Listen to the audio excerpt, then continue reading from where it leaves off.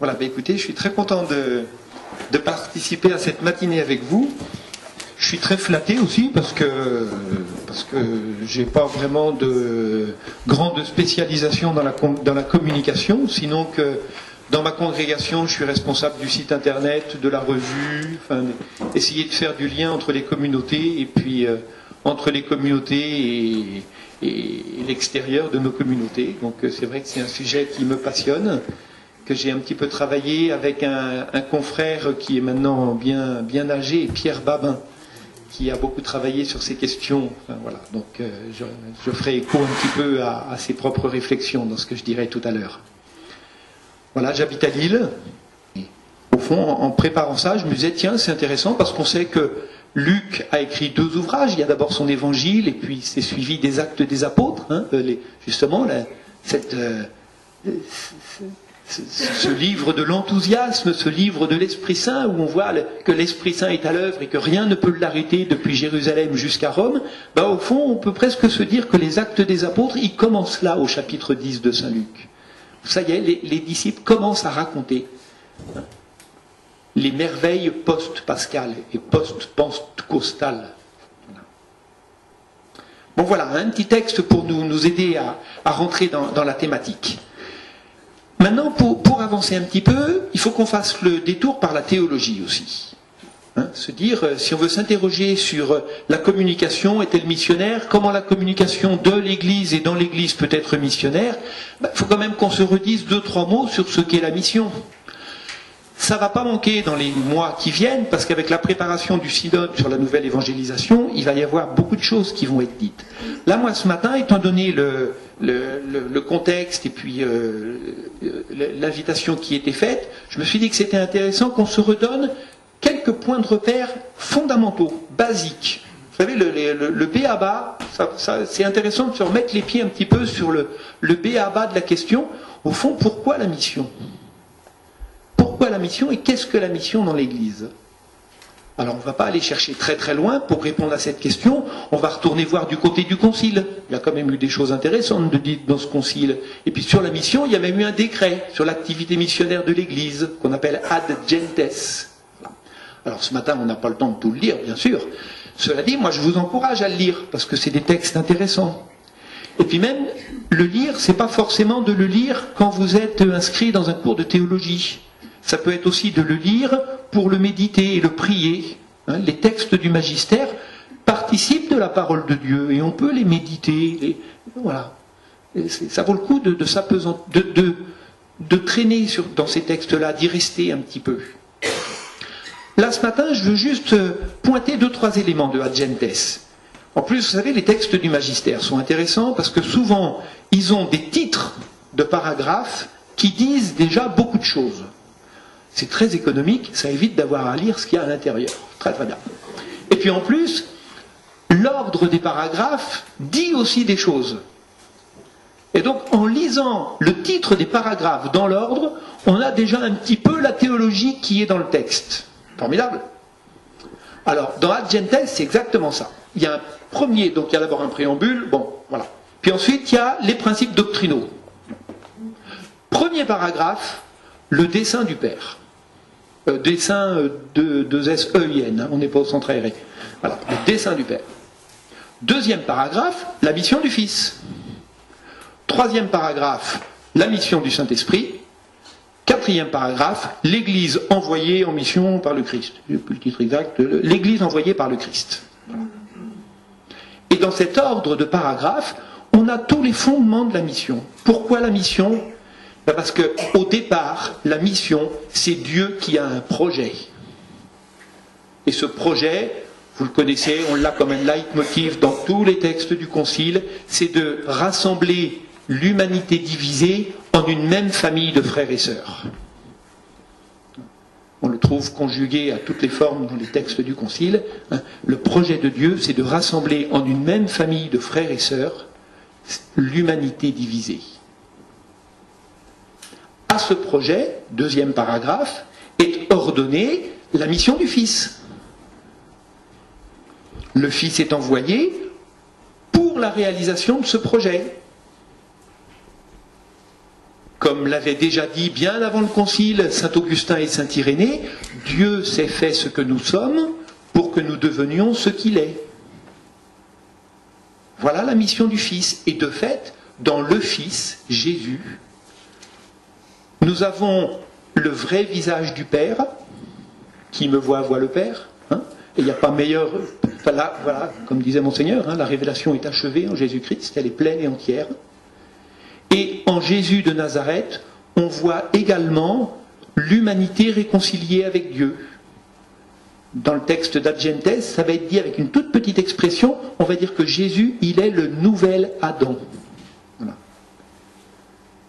Voilà, hein, Dieu a un projet, rassembler l'humanité en une même famille, se réconcilier l'humanité dispersée et divisée.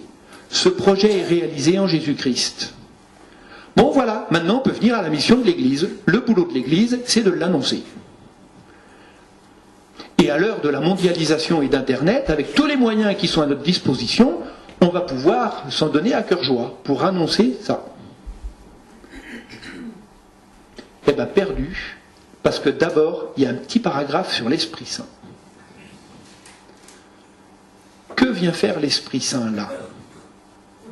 Eh bien, il vient nous dire que l'Église, c'est pas des marchands de tapis, ou c'est pas des webmasters qui ont pour charge de transmettre un message ou de vendre un produit. Pourquoi ? Parce que avant, ou plutôt après, comme avant la résurrection, celui qui reste le sujet de la mission, celui qui tient le guidon, qui est aux commandes, qui est aux manœuvres, c'est Dieu. Après la résurrection, après la Pentecôte, Dieu ne devient pas l'objet d'une mission dont l'Église serait responsable. Dieu reste le sujet de la mission et l'Église en est l'humble servante. Alors le paragraphe sur l'Esprit Saint va nous le dire très discrètement en montrant comment, depuis les origines de l'Église, l'Esprit Saint est toujours présent au moment clé de la vie de l'Église.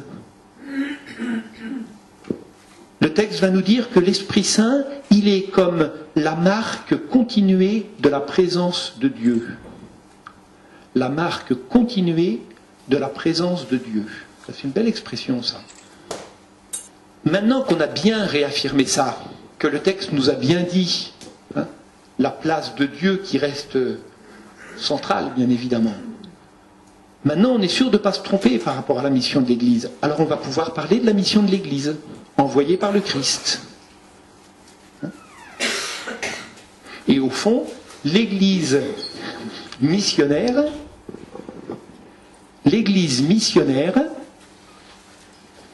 elle est invitée à se comprendre non pas comme un instrument du salut, mais comme un fruit. On va faire un petit schéma assez classique. Donc la mission, cette mise en relation, cette relation d'amour entre Dieu et le monde, dans laquelle l'Église a affaire. Je fais un schéma qui est un peu caricatural, mais on n'a pas trop le temps de faire dans les détails. Là. Donc on va dire que la manière dont la mission était comprise avant, je pense à tous mes confrères oblats qui sont partis dans le Grand Nord, elle était un petit peu sur ce schéma-là quand même. Il y avait Dieu, bon, on va le mettre dans son nuage, comme toujours. Il y avait le monde, on va le mettre dans un champ de pâquerettes. Et puis entre les deux, il y avait l'Église.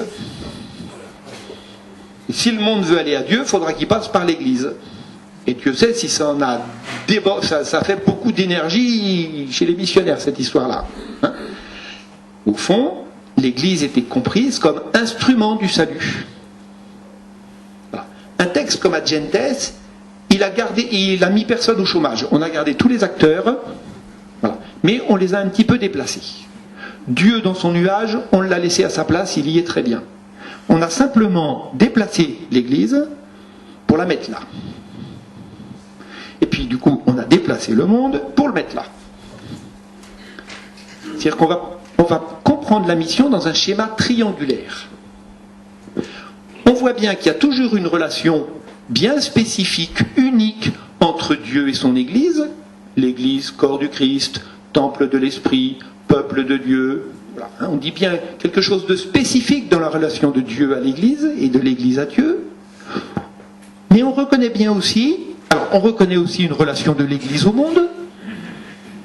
Puis là, elle est horizontale parce que l'Église, sans être du monde, elle est bien dans le monde, et que pour une bonne part, la vie de nos communautés se comprend aussi à partir des clés qui nous aident à comprendre le monde. Et puis on reconnaît une relation entre Dieu et le monde dans laquelle l'Église n'a pas directement barre. Il se passe des choses là. Toute la thématique du dialogue interreligieux a beaucoup développé ça.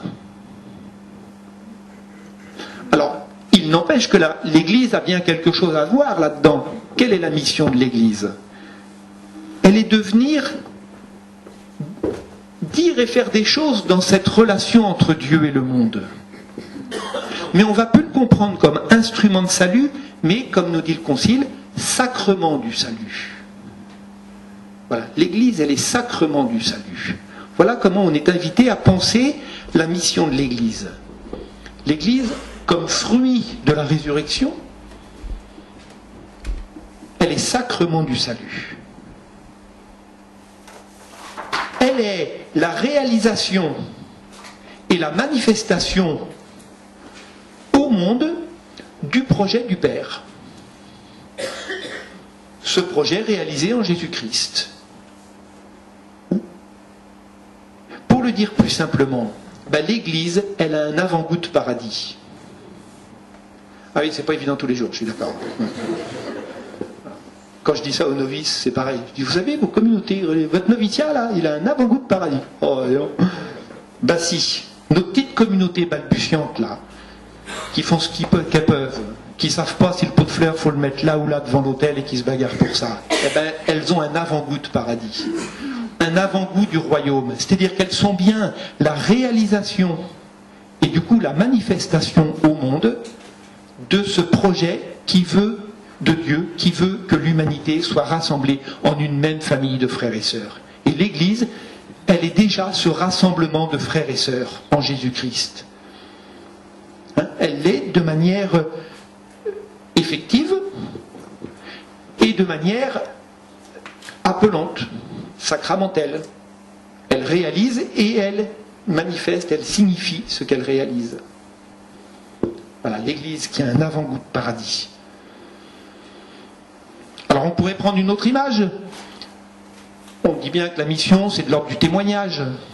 L'Église, elle est témoin, elle témoigne. Mais moi, j'aime bien prendre l'expression, l'Église, elle est appartement témoin. C'est-à-dire que l'Église, en tant qu'elle est Église, elle témoigne effectivement de ce projet que Dieu a pour toute l'humanité.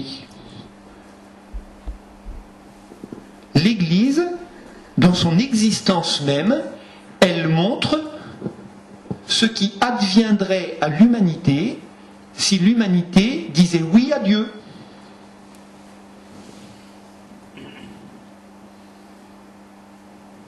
Et puis comme le Christ est ressuscité, et puis que son Esprit Saint souffle là où il veut, parfois même au-delà des frontières de l'Église, eh bien la phrase que je viens de dire au conditionnel, maintenant on va pouvoir la dire au présent et au futur. Vous allez voir, ça marche. L'Église, elle est témoin, appartement témoin de ce qui advient déjà à l'humanité quand celle-ci répond oui à l'invitation de Dieu. Bon, puis on sait qu'on est dans le déjà là et dans le pas encore. Donc on va mettre aussi la phrase au futur. L'Église, elle est témoin, appartement témoin, de ce qui adviendra à l'humanité quand celle-ci répondra oui à l'invitation de Dieu. Hein? Voilà la mission de l'Église. Voilà la perspective sur laquelle on peut penser la mission de l'Église. Si l'Église veut être fidèle à sa mission, premièrement, elle se doit de cultiver cette relation à Dieu, au royaume, au Christ, de cultiver cette relation par la prière, par une fréquentation assidue de la parole de Dieu, avec ou sans lettre pastorale de l'évêque, mais avec l'aide de l'évêque c'est mieux, je fais pub, c'est bien. Hein?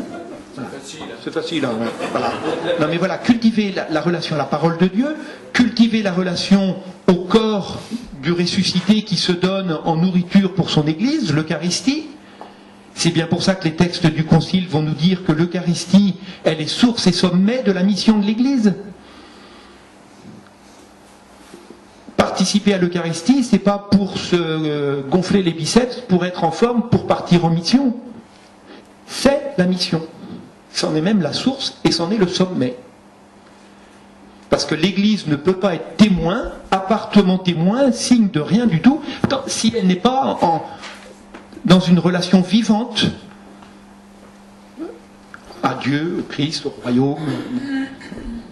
Voilà, donc premièrement, la mission, c'est ça. Et puis d'autre part, l'Église annonce le projet du Père en le réalisant, en vivant ce rassemblement d'une humanité rassemblée en une famille de frères et sœurs. Frères et sœurs les uns des autres, mais également frères et sœurs de tous les hommes et de toutes les femmes qui composent notre humanité. Et les moyens qui sont à notre disposition comme Église ne sont rien d'autre que ceux qui étaient les moyens du Christ dont nous sommes le fruit. Alors maintenant, en ayant reposé ces points de repère sur le pourquoi de la mission et qui est à l'initiative de la mission et où est la place de l'Église dans cette mission, maintenant dans la problématique qui est la nôtre ce matin, on peut s'interroger sur la communication de l'Église. La communication de l'Église et dans l'Église, est-elle missionnaire? Ben oui, elle est missionnaire. C'est même pas une question. Pourquoi? Parce que l'Église est missionnaire. Par nature, dire l'Église et la mission, c'est deux synonymes. L'Église ne peut pas ne pas être missionnaire, c'est dans son être même. Les textes du magistère vont le dire là aussi avec une expression bien précise, l'Église est missionnaire par nature. C'est la nature même de l'Église d'être missionnaire. C'est pas une activité parmi d'autres, même la plus importante, c'est l'être même de l'Église. L'Église n'a pas d'autre raison d'être que d'être témoin de ce projet du Père, réalisé en Jésus-Christ. Alors, la communication de l'Église est missionnaire, mais maintenant on peut essayer d'en déployer quelques implications pour nous, là. Alors, pour faire ça, je voudrais en privilégier deux. Je voudrais privilégier deux modalités de la communication. La première, c'est que Dieu, il inaugure avec l'humanité un dialogue de salut. Et donc, l'Église peut penser sa mission à partir du dialogue. Mais en prenant appui sur mon confrère Pierre Babin, je vais le prendre à partir d'une autre piste, où Pierre Babin, c'est un confrère qui est maintenant un monsieur bien âgé, qui se bagarre avec la maladie, mais qui a beaucoup réfléchi aux questions de la communication à partir des années 50. Il a eu la possibilité de travailler avec Marshall McLuhan, qui était un grand théoricien de la communication. C'est lui qui a mis au point la notion de village global, village planétaire. Voilà. Marshall McLuhan, dans sa réflexion, était convaincu d'une chose, c'est que ce qui fait avancer les sociétés, enfin ce qui transforme les sociétés, c'est moins les idées que les moyens de communication dont elles disposent. Et que nos sociétés ont connu un bouleversement quand on est passé de l'oral à l'écrit. Voilà, la galaxie Gutenberg. Et McLuhan continuait en disant, ce qu'on est en train de vivre là, avec la révolution multimédia, voilà, il n'avait pas encore, lui, vu les choses du côté d'Internet, mais on est sur la même ligne. Là, on est en train de vivre un changement aussi important que ce qui s'est passé avec Gutenberg. On change de type de société. Les modalités de l'être ensemble, en société, vont plus être les mêmes. Et donc Pierre Babin, lui, a rebondi là-dessus, il n'est pas le seul, il y en a eu beaucoup d'autres, pour dire, de fait, alors il faut penser la foi à nouveau frais. Et Pierre Babin a été ce qui se rappelle, il a été à l'origine de tout ce qui était les photolangages à l'époque, toutes ces choses-là. Voilà, c'est lui qui avait mis ça au point. Alors, lui, donc, dans un livre qu'il a écrit il y a quelques années, mais il y a une petite dizaine d'années, mais qui reste, me semble-t-il, très pertinent, il essaye de penser l'évangélisation à l'heure des médias, et il prend deux images, et c'est ces images que je voudrais travailler avec vous ce matin un petit peu. La première, c'est l'image du commerce. Il dit, on est dans un monde qui est fondé sur le commerce. Ça commerce dans tous les sens. C'est la langue de notre monde. Eh bien, pourquoi ne pas penser l'évangélisation à partir de cette langue-là, à partir du commerce? Et puis la deuxième image qu'il utilise, comme il a pas mal travaillé avec les médias, la télévision, les radios et autres, il dit, la règle d'or dans les médias, c'est le star system. Eh bien, peut-être nous faut-il penser l'évangélisation à partir de cette notion du star system. Voilà, c'est un petit peu ça que je voudrais voir avec vous. D'abord le commerce. Bon, nul doute que nous vivons dans un monde profondément marqué par cette notion du commerce et cette réalité du commerce jusqu'à l'excès. Bon, c'est clair que cette notion ne fait pas bon ménage a priori avec l'évangile. L'évangile n'est pas à vendre. Et pourtant, dans ce monde fondé sur le commerce, nous dit Babin, est-ce qu'on n'aurait pas une image de la mission? Pourquoi ne pas penser la mission à partir du commerce? Et pour ça, Babin nous invite à prendre le mot commerce dans son sens étymologique fondamental, profond. Il dit, le commerce, au départ, même si on a glissé au niveau du sens, le commerce, c'est pas d'abord faire des affaires. Le commerce, c'est échanger. Échanger des biens. Et au fond, l'invitation, elle est là. Tu me donnes ce que tu as de plus précieux, et en échange, je te partagerai ce que j'ai de plus précieux. Alors, on pourrait s'étendre sur la propension de notre monde à mettre sur la place publique ce qui relève de l'intime, des trésors intimes. Il y a, comme il s'appelle, Serge Tisseron, le psychanalyste, là, qui parle d'extimité. Voilà, l'intimité mise sur la place publique. Bon, là, on n'est pas là pour débattre là-dessus, mais il faut bien reconnaître que, avec en plus Internet et tous les moyens dont on dispose, cette faculté d'échanger des biens s'est considérablement accrue. Et des biens, c'est pas simplement des biens matériels mis en vente, mais c'est de l'information, c'est de la formation, c'est des opinions, des valeurs, des croyances, des témoignages, des expériences. Avec Facebook et tous les blogs, ça déborde de tous les côtés. Mais on a là un marché très important. Alors, un peu comme sur les marchés de Provence, j'ai vécu 10 ans à Aix-en-Provence avant. Un peu comme sur les marchés de Provence, sur ce marché-là d'un échange de biens, il y a de tout. Il y a à boire et à manger. Il y a du tout et du n'importe quoi. Ok, mais il n'y a pas que n'importe quoi. Il y a aussi des vraies richesses qui sont partagées. Et l'invitation nous est faite à penser la mission à partir de cette perspective. Alors la définition qu'il en donne, moi je l'aime bien, il dit l'évangélisation, une conversation sur la place du marché du monde pour échanger nos biens spirituels. Une conversation sur la place du marché du monde pour échanger nos biens spirituels.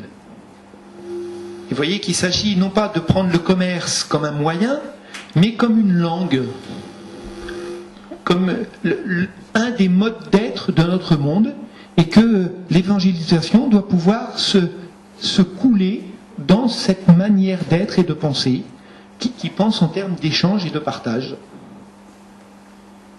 Alors, la théologie elle-même a développé cette idée, pas tellement autour du commerce, mais autour du dialogue. Et au fond, c'est bien de ça dont il s'agit. De penser le dialogue, non pas comme une ficelle de plus pour pouvoir être missionnaire. Ah oui, quand on est missionnaire, il y a ça, ça et ça. Ah oui, il ne faut pas oublier le dialogue interreligieux aussi. Ah oui, ça j'oubliais. Non, non, c'est l'espèce on change l'étagère sur laquelle on pose tous les livres là. C'est-à-dire de penser l'ensemble de la mission et de l'être de l'Église sur cette attitude qui est celle du dialogue, du partage de biens spirituels. Alors bon, Bien sûr, ça s'est beaucoup développé au niveau du dialogue interreligieux depuis quelques années, sans que ce soit toujours très facile. Hein, ce sont des sujets qui sont délicats et un peu pointus, mais on sent bien cette attitude de penser l'être chrétien en dialogue avec les autres, et bon, les autres religions, mais aussi avec notre humanité. Et au fond, pour aller du côté de la théologie, pourquoi dialoguer ? Eh bien, la réponse de la théologie aujourd'hui, puis depuis longtemps, c'est vraiment de nous dire que on est invité à entrer en dialogue parce que nous sommes les témoins d'un Dieu qui lui-même ne cesse d'entrer en dialogue avec l'humanité, un dialogue d'amour et de salut. Et si on veut être cohérent avec ça, il faut qu'on complète notre schéma.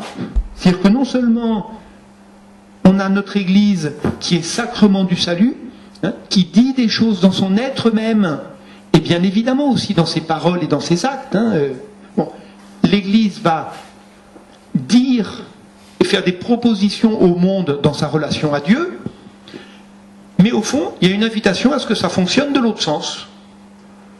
Le monde vit une expérience humaine, une expérience de Dieu, une expérience de la vie. Il y a des trésors spirituels là qui demandent à être partagés.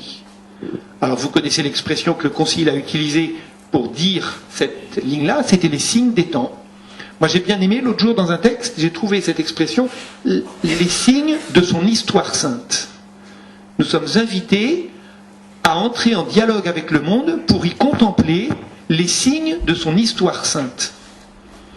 Vous savez, quand l'histoire sainte, c'est cette expression qui désigne le cheminement, au départ, c'est le cheminement du peuple d'Israël avec Dieu. Voilà. Comment Dieu travaille un peuple tout au long de son histoire pour le faire grandir et avancer dans son aventure divine. Bon, ben, on reprend cette expression pour toute communauté ou toute personne qui vit une histoire sainte dans son cheminement avec Dieu. Et nous sommes invités à lire l'histoire sainte qui est celle du monde. Hein, il y avait cette belle expression au Concile, hein, au Concile de Paul VI dans Ecclesiam Suam, hein, donc c'est au même moment, en 64, l'Église se fait message, l'Église se fait parole, l'Église se fait conversation. L'Église se fait conversation. Entrer dans cette attitude profonde qui est celle de la conversation. Alors, ce n'est pas le lieu ici hein, de développer cette théologie du dialogue. Bon, on pourrait, mais ce n'est pas le lieu. Mais on peut interroger nos pratiques de communication et l'éthique qui va avec. Bon, dans les petits groupes tout à l'heure, vous pourrez peut-être revenir là-dessus. Quand nous pensons dialogue avec le monde, est-ce qu'on a bien en tête ces deux mouvements ? Est-ce qu'on a bien en tête le souci de dire, comme Église, effectivement, on a une expérience du royaume, on a une expérience de Dieu que nous avons à partager avec le monde. Notre trésor, il est là. Mais avons-nous bien en tête aussi, de l'autre côté, de partager les trésors que le monde veut nous partager dans un dialogue ? Au fond, vous voyez que c'est intéressant parce que dans une perspective comme celle-là, nous sommes invités à penser la mission comme une contemplation. Hein, ce qui est un petit peu la pointe de l'évangile de Luc qu'on a lu tout à l'heure. Il s'agit, si on veut être missionnaire, de déployer, de cultiver une attitude de contemplation. De contempler Dieu à l'œuvre dans le monde et Dieu à l'œuvre dans son Église. Et de se retrouver pour un débriefing enthousiaste, tous réunis autour du Christ pour en rendre grâce et entendre le Christ crier de joie « Je voyais Satan tomber du ciel ». Et il faut bien reconnaître que nous savons bien penser la communication de l'intérieur à l'extérieur de l'Église. Je ne suis pas sûr que nous n'ayons pas des efforts à faire pour la penser de l'autre sens. Je pense à telle ou telle réunion, mon cousin va rigoler parce qu'il sait à quoi je fais référence, où voilà, on avait débattu sur la communication de l'Église, c'était un peu à sens unique. Voilà. Est-ce qu'on pense de notre relation à Internet, pour prendre cet exemple très concret, pour nous qui avons des sites ou des trucs comme ça, est-ce qu'on pense Internet non seulement comme une fenêtre qui nous permet de rejoindre le monde pour lui dire ce que nous avons à lui dire, mais est-ce que nous pensons cette fenêtre comme une porte d'entrée de la vie du monde au cœur même de la vie de nos communautés, jusqu'à cette célébration du dimanche qui est un peu un sommet de la semaine, un sommet, une source de la semaine. Et donc, comme responsable de communication, ou voilà, un peu préoccupé par cette question, est-ce qu'on a bien ça en tête, de pouvoir être les porte-paroles de la communauté, mais aussi les porte-paroles pour la communauté, enfin, dans les deux sens, de bien faire le relais de tous ces témoignages qu'on voit dans le monde qui nous montrent que Christ est ressuscité.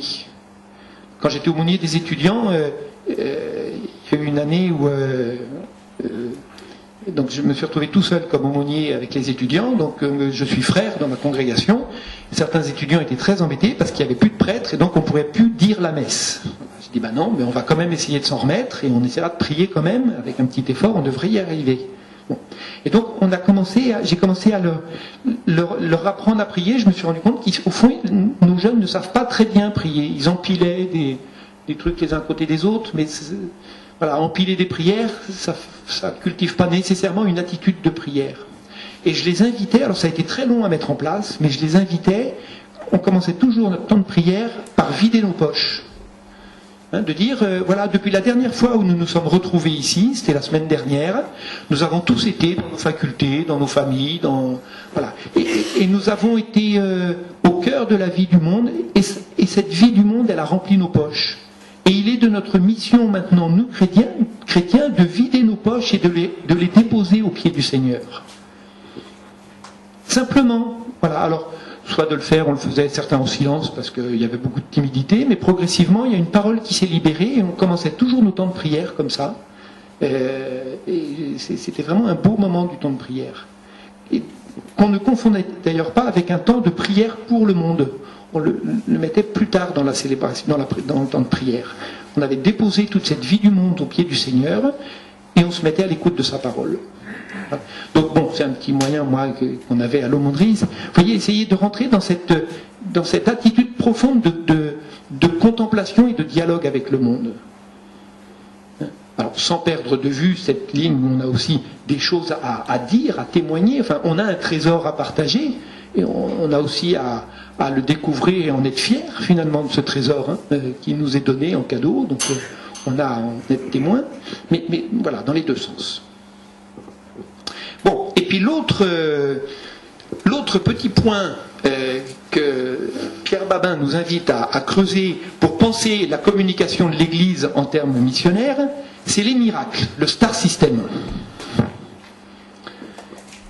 Il a pas mal bossé dans les médias, avec la télévision, et il se rend compte que dans les médias, c'est une constatation, dans l'audiovisuel, la catégorie dominante, c'est la catégorie du succès. C'est pas une valeur éthique ou quoi que ce soit, c'est une réalité. Dans les médias, si tu veux être, il faut être une star. Hein? L'espérance de vie dans les médias, quand on n'est pas une star, elle est très très courte. C'est une réalité. On peut le déplorer, mais c'est comme ça. Alors effectivement, dans une culture comme la nôtre, d'une part encore très littéraire, et puis nous autres, dans notre culture ecclésiale, on n'est pas très à l'aise non plus avec cette notion du succès. On n'aime pas trop ceux qui jouent à la star. On est quand même un petit peu branché sur l'idée que le bien ne fait pas de bruit et que le bruit ne fait pas de bien. Et je crois que c'est pas faux. Mais peut-être pourrait-on penser la mission, l'évangélisation, à partir de cette notion du succès. Là aussi, Babin nous invite à revenir à l'étymologie du mot succès. Le mot succès, même s'il a dérivé dans le sens de la réussite, le mot succès, au départ, il désigne, je crois que c'est dans le dictionnaire qu'on trouve ça, c'est ce qui arrive de bon ou de mauvais à la suite d'un acte, d'un fait initial. Le succès, c'est ce qui arrive de bon ou de mauvais à la suite d'un acte, d'un fait initial. Et donc, l'essence fondamentale du succès, c'est pas la réussite, c'est l'impact. Quelque chose a du succès quand il fait impact. Alors, Pierre Babin s'interroge sur Jésus en disant mais si Jésus revenait aujourd'hui, bon, bah oui, c'est un petit peu compliqué de faire de la théologie fiction. Et puis à son époque, est-ce que Jésus a été dans le star system? Bah, il n'y avait quand même pas beaucoup de télévision, alors c'est un petit peu difficile de répondre. Mais nul doute que Jésus a eu un impact. Jésus ne commente pas l'événement, il le fait. L'évangile de ce matin, un de demain est typique là-dessus. Jésus fait impact. On dit que là où Attila était passé, l'herbe ne repoussait pas. Je crois qu'on peut dire que là où Jésus passe, l'herbe pousse. En tous les cas, il ne laisse pas neutres ses contemporains. Soit par adhésion enthousiaste, soit par hostilité de plus en plus accrue. L'impact de Jésus ne signifie pas sa réussite. Mais il y a un impact. Et la résurrection de Lazare, immédiatement après, on a une haine encore plus accrue de ses ennemis. Jésus fait impact.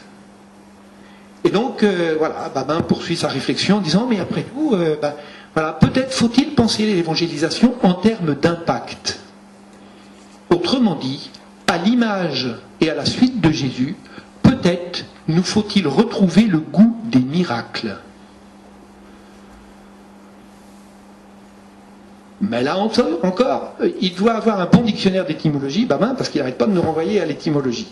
Il dit, là encore, reprenons le mot miracle dans son vrai sens.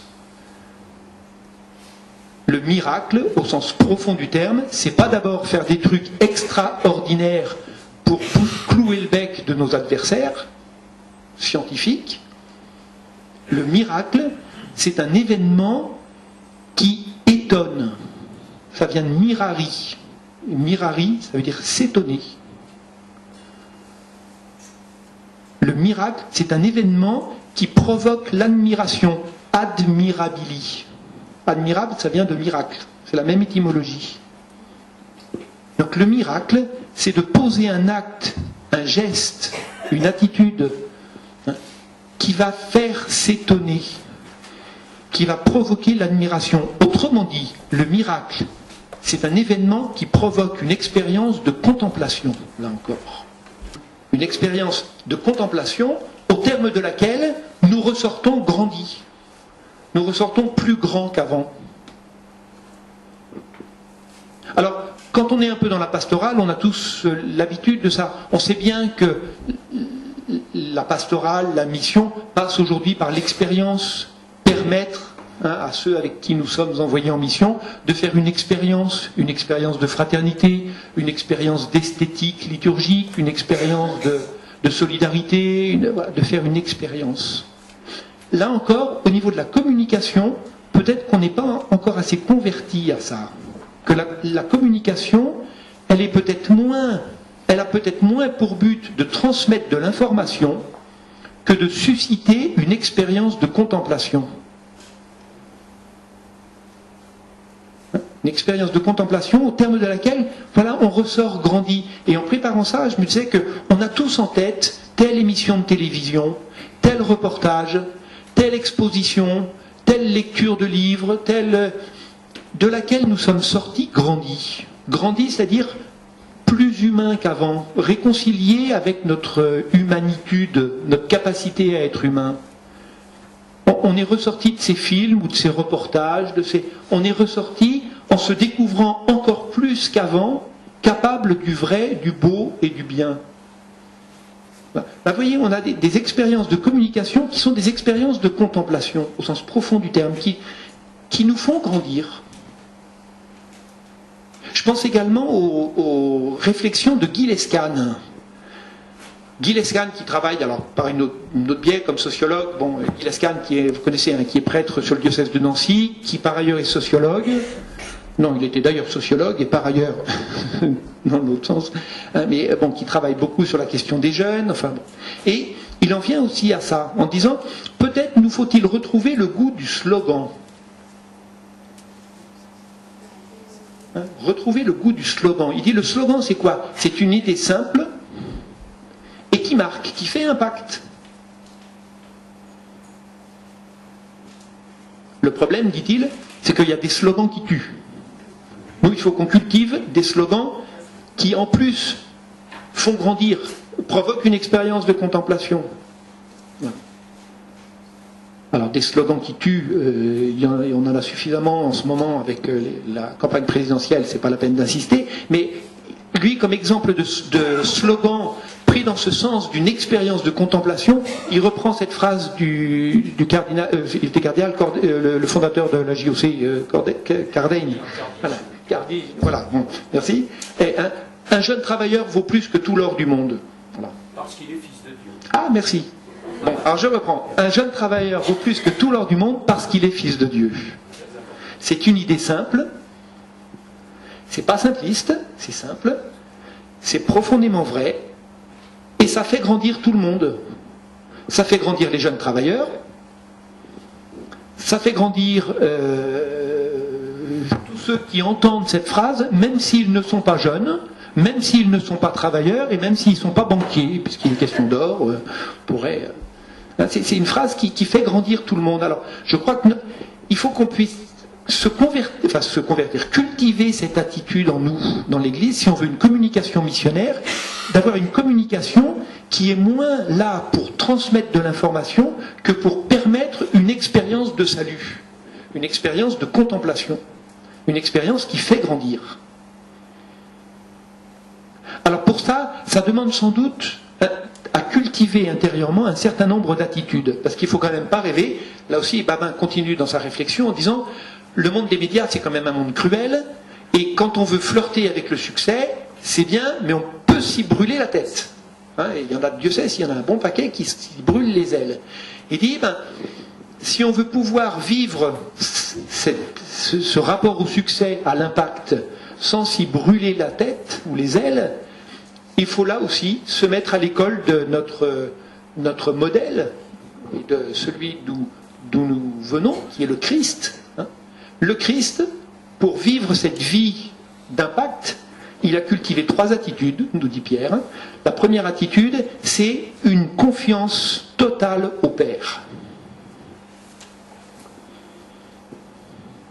Une confiance totale au Père. Il dit, finalement, ce qui a fait impact chez Jésus, c'est pas qu'il a développé telle ou telle technique extatique dont se repaissent les gourous actuellement pour séduire les foules. Ils savent bien faire ça, des trucs qui nous étonnent et tout. Au fond, c'est pas tellement ça que Jésus fait, mais ce qui impressionne ses contemporains, c'est que Jésus a une totale confiance au Père. Quand Jésus dit à son Père, je te remercie, voilà, Père, je te rends grâce de ce que tu m'as exaucé. Pour moi, je savais bien que tu m'exauces toujours. Quand il dit cette phrase, il est devant le tombeau de Lazare, avant le réveil de Lazare. Effectivement, quelqu'un qui a cette confiance-là au Père, rien ne peut l'arrêter. Cette confiance totale au Père. Est-ce que notre être chrétien est bien post-pascal, d'après la résurrection? Un peu comme les disciples là dans Luc au chapitre 10. Cette certitude de foi que Christ est ressuscité. La mort a été vaincue. Alors, ça ne veut pas dire tomber dans une espèce d'idyllisme angélique.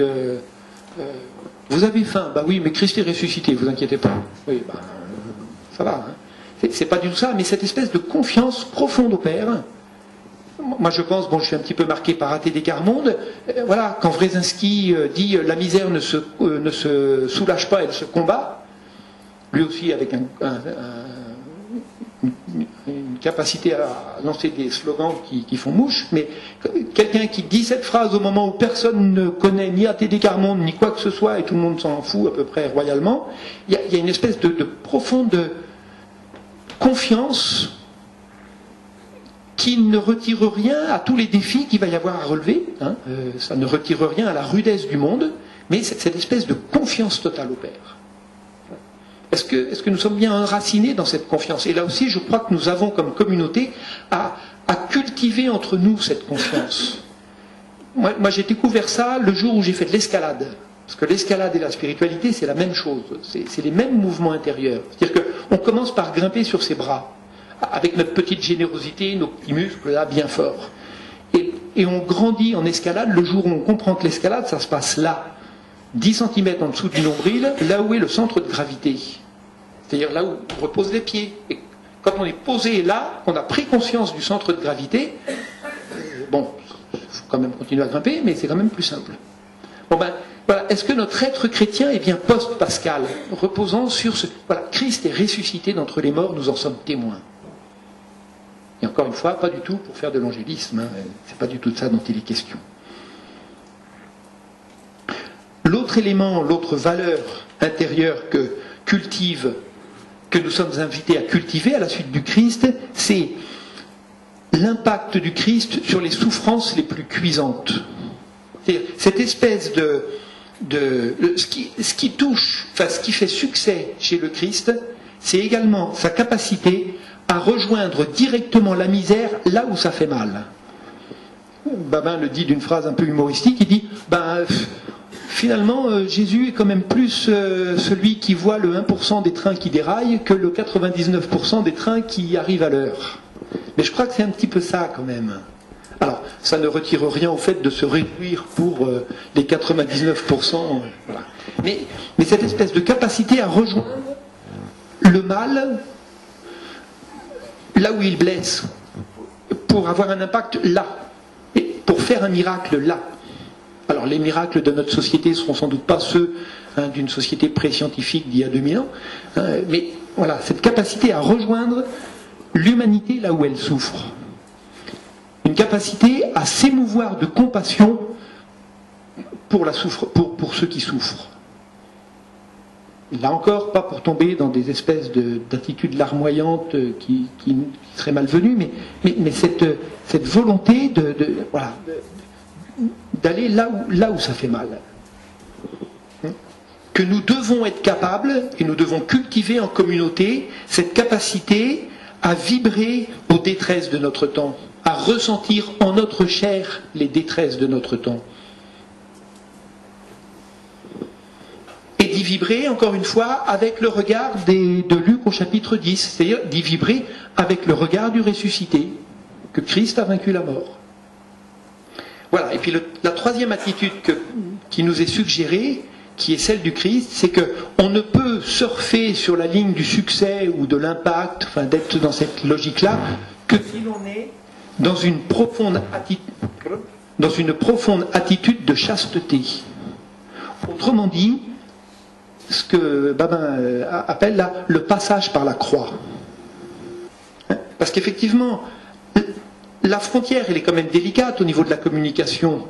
Elle est délicate entre mettre en œuvre des dynamiques qui font grandir l'autre, ce qui est un peu la définition de la chasteté, vouloir que l'autre grandisse, et puis mettre en œuvre des stratégies qui vont faire marcher notre truc. La limite, elle est difficile on glisse vite du côté de mettre en œuvre des choses qui vont permettre de séduire. Mais le séducteur dans la Bible, c'est pas vraiment ça. Nous n'avons pas pour mission de séduire le monde pour mieux le ramener je ne sais où. Et donc ça demande de cultiver une profonde attitude de chasteté. Vouloir que l'autre grandisse, vouloir son bien. J'y pensais, moi, avec la revue dont je m'occupe un petit peu, de dire, finalement, quand j'essaye de faire que cette revue soit plus belle, est-ce que je le fais pour permettre au lecteur de mieux vivre cette expérience de contemplation, pour le dire dans des termes un peu forts, vu la qualité de la revue, mais enfin quand même, ou est-ce que je le fais pour que ma revue ait plus de succès, enfin que ça marche mieux? Vous voyez, de quel côté va l'élan? De cultiver cette attitude de la chasteté.